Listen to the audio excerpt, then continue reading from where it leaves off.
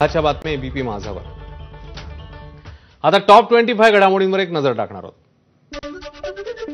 महादेव मुंडे हत्येप्रकरणी रास्ता रोको करणाऱ्यांविरोधात गुन्हा दाखल। ज्ञानेश्वरी मुंडेंचे भाऊ सतीश फड, कनेरवाडीचे सरपंच राजेभाऊ फड यांच्यासह 70 आंदोलकांवर गुन्हा दाखल। महादेव मुंडेंना न्याय द्यावा यासाठी काल कनेरवाडी आणि भोपळा ग्रामस्थांकडून झालेला रास्ता रोको।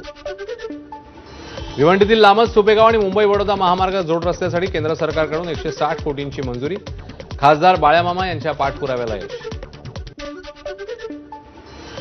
परभणीच्या गुलशाना बागेत रस्त्याच्या वादावरनं 2 गटात जोरदार घोषणाबाजी। नागोबा मंदिराजवळ तारेच्या कुंपणाचं काम सुरू असताना तणाव निर्माण झाल्याची माहिती। जिल्हाधिकाऱ्यांच्या मध्यस्थीनंतर शांततेचं वातावरण। एबीपी माझाच्या बातमीचा दणका। पंढरपुरातल्या विठ्ठल मंदिराच्या गळती प्रकरणी त्रयस्थ शासकीय संस्थेमार्फत कामाच्या दर्जाची तपासणी होणार। मंदिर प्रशासनाचं जिल्हाधिकाऱ्यांना पत्र। मुंबईतल्या लालबाग ब्रिजवर धावत्या कारला अचानक आग। सुदैवाने यात जीवितहानी नाही। अग्निशमनकडून आग आटोक्यात। संततधार पावसामुळे नांदेडमधलं विष्णुपुरी धरण 95% भरलं। धरणाचे 2 दरवाजे उघडले।